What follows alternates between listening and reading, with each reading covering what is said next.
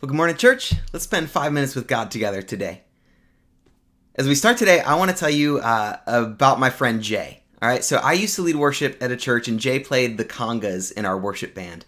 And every single week, Jay and I would have the exact same interaction before we would play worship music together. I would sit down with the band, and we'd run through the set, and a line would always come out of my mouth because I'd be so excited about the songs we were going to sing, and I'd say, "This is a good set." And without a breath, Jay would always say, "They're all good sets." Because it was. Every single week, the two of us were so excited to play worship music together. And so even though it was a good set, we knew every single week we were bringing good sets of worship music into the church. Because every week in church, we sing incredible songs of worship. We get to pour out our praise to the God who made the universe. And so every single week is just good as God is glorified and our hearts get to praise.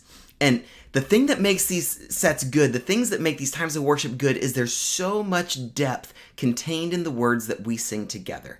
Every line just breathes the hope of God into the room. And this past weekend at Medway, it was a good set. Now, I know they're all good sets, but it was a good set. And there was this new song that we sang called The Father's House. And in the second verse of this song, there's one simple line that sets the tone for the entire song. It says, "You never wanted perfect, you just wanted my heart."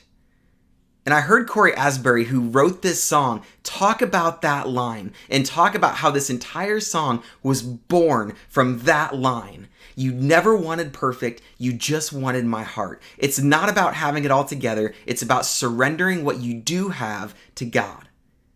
See, God doesn't want you to never mess up. God just wants you to turn to Him when you do.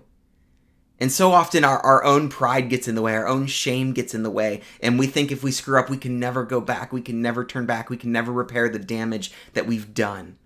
And so this song speaks to that, and so much of it stems from the story of the prodigal son, which is found in Luke chapter 15. See, there's a man who has a son who basically forsakes his family, takes his inheritance, and leaves his father's house.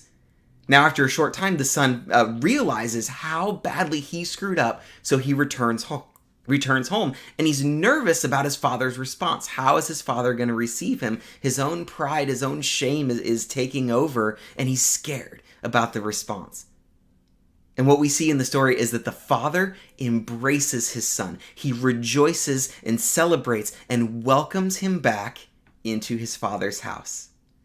And the reason Jesus told this story is because that's the love God has for you. So when you feel like you've messed it up, not if you feel like you've messed it up, but when you feel like you've messed it up, just know that you can turn to God.